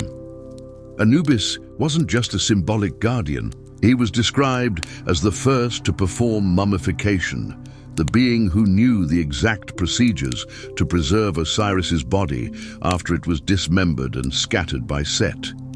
He collected the pieces, he reassembled them, he used sacred ointments and words of power to restore Osiris and prepare him for rebirth into the afterlife. This wasn't metaphor, this was protocol, and Anubis didn't work alone. In multiple funerary texts, including the Book of the Dead and the Pyramid texts, references to Sirius appear again and again. Sirius, the brightest star in the night sky, located in the constellation Canis Major, the Great Dog. In Egyptian belief, Sirius wasn't just important, it was the origin point of the gods. The star was closely associated with Isis, Osiris's wife and co-resurrector, and with the yearly flooding of the Nile, the event that gave Egypt life. But what does this have to do with mummification? Everything. The rising of Sirius marked the start of the Egyptian New Year. It aligned with the sun in a rare heliacal rising, which was considered the moment when the gates of the Duat, the underworld, opened. During this alignment, temples and tombs were designed to receive energy from Sirius. Many Egyptologists admit that certain shafts in pyramids point directly toward this star system. Why ancient astronaut theorists suggest that Sirius wasn't just a symbol. It was a home base, a literal star system where the beings who taught Egypt their sacred sciences, including mummification, originated. And Anubis? His form wasn't symbolic at all. The jackal-headed being was a visual approximation of a non-human entity, a being associated with Sirius, with animalistic features, upright posture, and the knowledge to manipulate life and death. Could Anubis have been a biological technician from an advanced race? His constant presence in embalming rituals, even thousands of years apart, suggests more than religious tradition. He was always shown at the side of the corpse, performing procedures, guiding priests. In some depictions, he even adjusts devices, oversees ritual chambers, or interacts with star charts. This is not the behavior of a symbolic guardian. This is a technician, performing functions. And there's more. In several mummified remains uncovered in Egypt, researchers have found high levels of chemical sophistication, traces of rare resins, advanced preservation formulas, and unknown blends of plant-based oils. Some of these resins had to be imported from thousands of miles away, from places like Lebanon and India, suggesting not only complex trade routes but a standardized ritual recipe enforced across dynasties. Where did this precise formula originate? Who decided it was necessary? When you connect the dots, Anubis, Osiris's resurrection, Sirius, and the astronomical precision of Egyptian tomb design, the picture becomes startling. Mummification wasn't just a cultural ritual, it was a technical process, tied directly to celestial timing, non-human oversight, and a destination beyond Earth. Because if the soul was meant to journey to the stars, maybe the body was being prepared to follow. Step into any ancient Egyptian temple, and you'll immediately notice something different. These aren't just places of worship, they're instructional spaces. Walls lined from floor to ceiling with intricate carvings, color-rich scenes, and layers of symbolism. But look closer. Beyond the royal poses and divine figures, a deeper story begins to emerge. A story not of gods and prayers, but of transformation, ascension, and something that looks suspiciously like technology. Ancient astronaut theorists argue that the walls of these temples do not merely depict religious myths. They encode a process, a journey from the human state into something more, a celestial being. And central to this idea is the repeating motif of the light-body transformation, an ascension into the stars, guided by beings who are not entirely human. On the walls of temples like Abydos, Dendera, and Karnak, we find scenes showing pharaohs undergoing rituals of elevation, where they are no longer shown walking the earth, but rising into the heavens, often aboard what looks like vessels, surrounded by energy, symbols, and cosmic beings. These are not metaphorical images of death. They're step-by-step guides to leaving the human form behind. The Dendera temple, for example, contains the famous Dendera light carving, an image many believe depicts an ancient electrical device. To Egyptologists, it's just a lotus, flower, and snake. But to engineers, it resembles a Crookes tube or cathode ray, the type used in modern light bulbs. The image includes what looks like a power source, conductors, and cables. Nearby, priests hold up what could be insulators or control rods. Are we really seeing symbolism? Or is this evidence that the ancient Egyptians were replicating or preserving technological knowledge left behind by another species?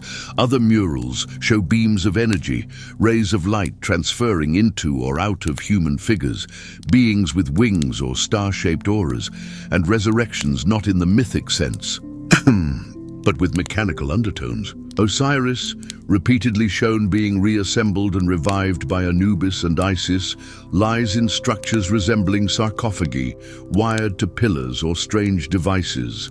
And then there's the concept of the Merkaba, a divine chariot of light, spoken of in later mystical traditions but rooted in Egyptian and Mesopotamian imagery. The transformation of the soul into light, surrounded by geometry, spinning fields, and directional energy.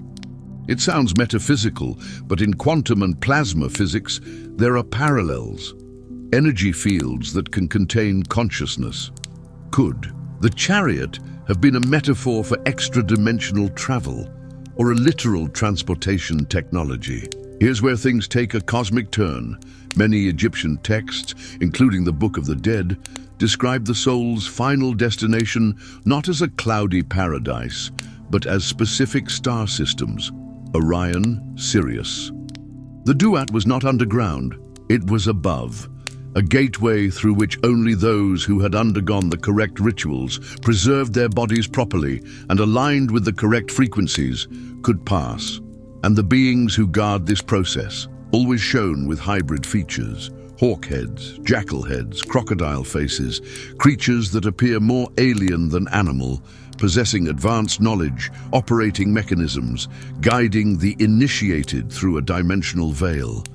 These aren't cartoons, they're encoded manuals, artistic representations of extraterrestrial technologies, simplified for a priesthood that may have remembered the ritual, but forgotten the science. What we see in temple art is not just religion, it's visual encryption.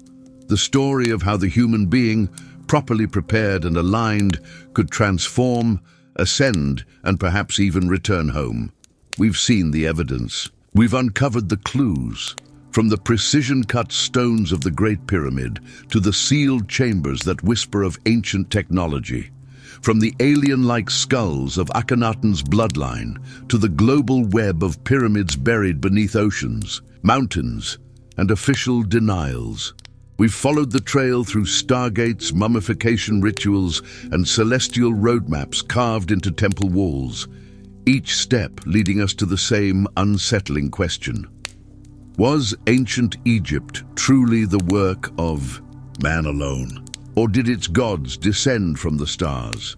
Mainstream history paints a picture of isolated genius, of laborers with copper tools and kings with oversized egos. But that narrative falls apart when you look closer, when you ask why no tools have been found, why the tombs contain no bodies, why structures older than history itself align perfectly with constellations light years away. We've explored theories of extraterrestrial intervention, of energy machines disguised as monuments, of a planet-wide communication grid that may still be active beneath our feet. We've seen how a single dream at the feet of the Sphinx may have triggered a dynastic bloodline with alien traits, and how the rituals of mummification were not about death, but about transformation, preparing the human body and soul for something far beyond Earth. But these revelations don't end in Egypt. They open the door to something far larger, because if one ancient civilization was touched by something off-world, what about the others? The stepped pyramids of Mesoamerica, the underground megaliths of Japan, the stone circles in the British Isles. Were they all independently inspired, or do they share a forgotten interstellar origin? The journey doesn't end here. In fact, it's just beginning.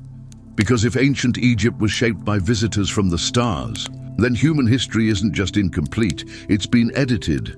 And maybe, just maybe, the next discovery won't be a relic buried in sand, but a signal buried in our DNA. So ask yourself, what if the myths were true? What if the gods never left? And what if they're waiting for us to remember? What if the history we've been taught is only half the story? What if ancient Egypt wasn't just the cradle of civilization, but the landing site of something far older, far stranger, and far more intelligent than we've ever imagined? You've seen the signs, precision too advanced for the time, alignments too perfect to be coincidence, stories too similar across continents to be dismissed.